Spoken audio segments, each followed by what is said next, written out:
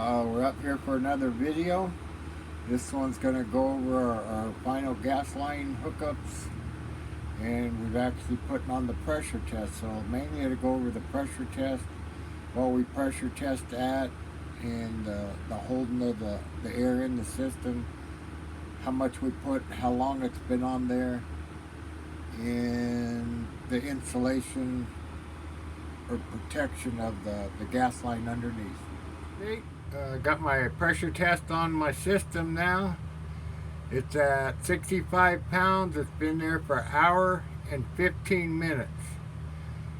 I did have a couple of leaks, and I'll show you the reason why. And I couldn't even pump it up because they were quite severe leaks. So I had to have the wife pump it up and me go underneath the shuttle to actually find them. But then they were a pretty easy fix. But when you do this, you just go from your valve, not your appliance. You do not hook up to your appliance. Your appliance has, see this little regulator, this so it's an orifice inside, and there's like a bellows, or and it's only made per quarter pound of pressure. So you do not hook any appliance up to your pressure test. It will blow that unit right there, and now you know that could be 75 bucks. So if you do that to your range, water heater, and furnace, that would be an expensive owie. So just always remember, you go from your shut-off valve or the closest point, you put a cap on it. So as you can see back here, I got the shut off, and put a cap on top of it. You know, the same thing, it's not hooked up to my furnace because you'll blow that furnace diaphragm out. Same thing over here. So it's a shut off, and it too has a cap on it. Maybe to get a little better focus, maybe not. But the same thing right here on your gas valve. See, that's a diaphragm in there. So you got an orifice for your propane, then it goes through a diaphragm, and that diaphragm, like I say, is made for a quarter pound of pressure. So 11 inches water column. If you put any more than that on it, you're going to blow that little puppy. So now you're replacing that. So just remember, you do not hook up to any appliances or any regulators or any nothing. You do everything else, and then when you hook up to these appliances, you'll do a soap test from this little guy here to your shut-off valve, because everything else is done. I'm going to go ahead and shut this off, and I'll go outside underneath the shuttle and show you that.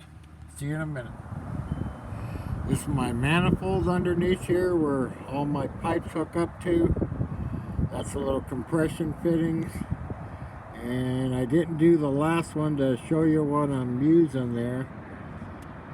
So I'm insulating the pipe even on top of everything else. I put sleeves, like a 1-inch pipe anywhere that, a plastic pipe anywhere it was close to anything, and I slid the gas pipe through that. And this is the stuff here I'm using. It's, let me get one up here so you can see it there. It's just regular pipe insulation. It's got the 2 glue strips, so once you pull the little green tabs off, it sticks together pretty good. This kind here, they've got 2 different kinds. This is called Armaflex, so it's more of a rubber, and then the other one is more of a foam. The foam one is probably $3. This is probably $6. And I'm running it over 1/2 inch. So instead of fighting things, I always get mini size bigger. So this fits 1 inch. So that way it fits over this, it fits over my sleeves pretty easy, and just tightens together. Like I say, this is the Armaflex. It's more of a harder type foam or something, rubbery, and I think underneath it would last longer. So, you know, not saying you have to have it, even if you put the foam one under there. That would be better than nothing. And the same thing goes.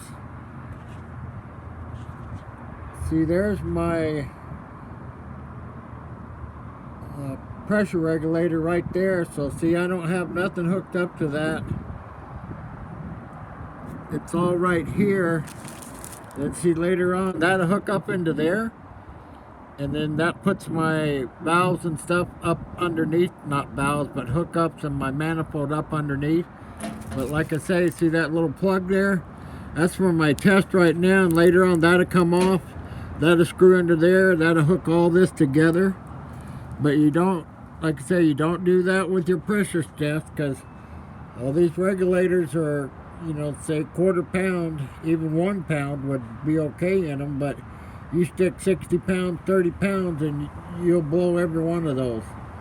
And that's about 60 bucks. So if you do that here, your furnace, your water heater, your range, I could say it could get pretty expensive. So just think ahead. You do not pressure test any of your regulators or your valves, your gas valves, or anything like that.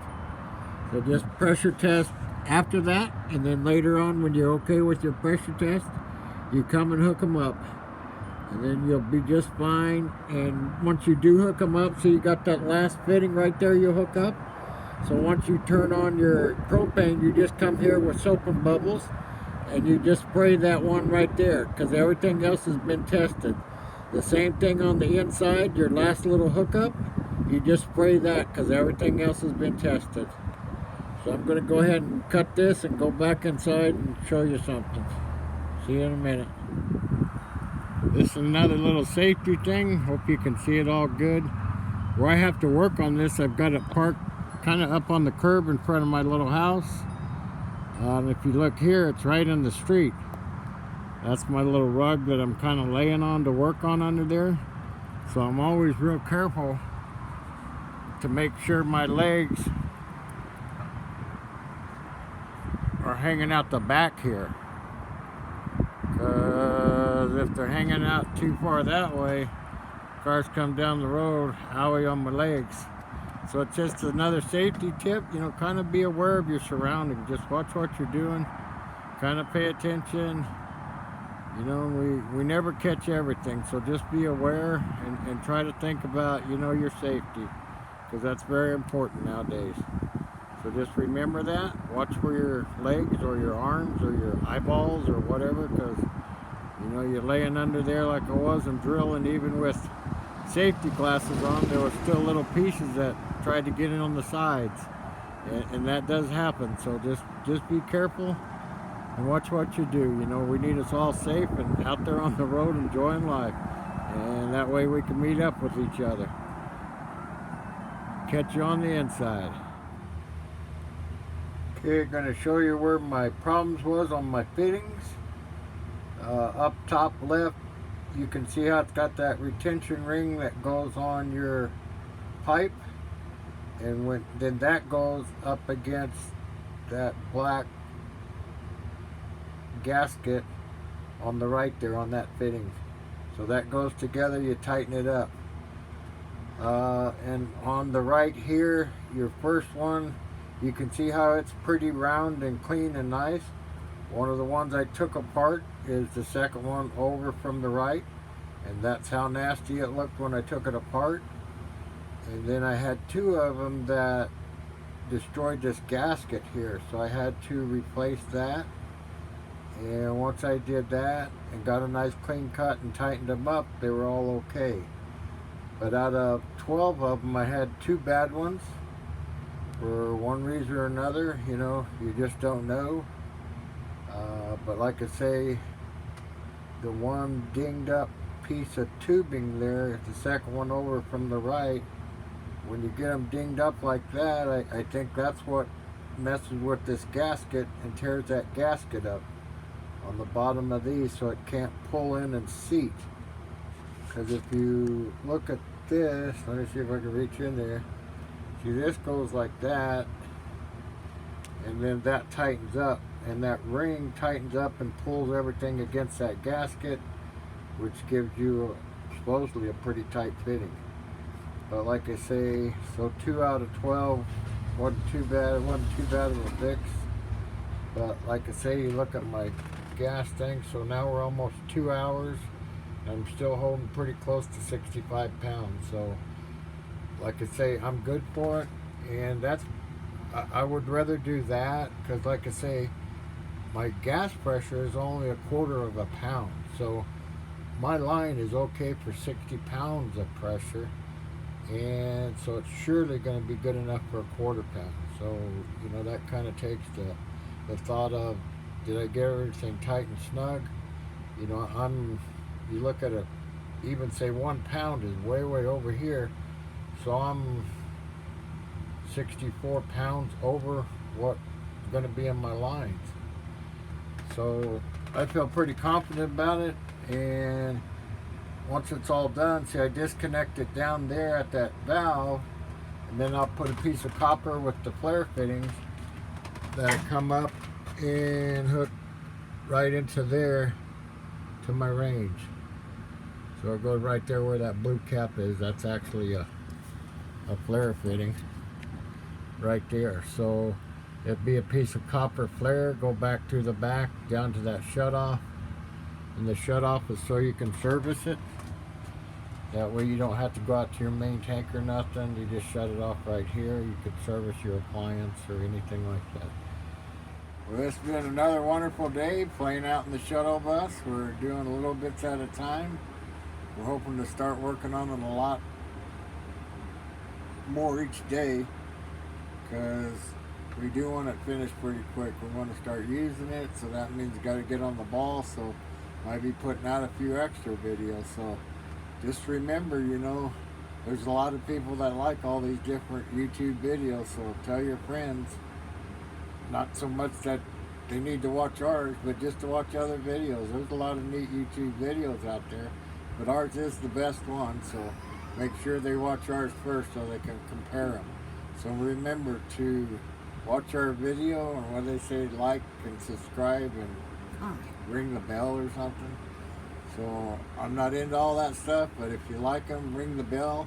And we do appreciate comments. We've had some wonderful comments from people, and questions. If you got questions about what we're doing, how we're doing it, or something you're doing and don't quite understand, we'll try to figure it out with you to where it's kind of more explanatory, or to where you feel comfortable about doing it. So time's getting short.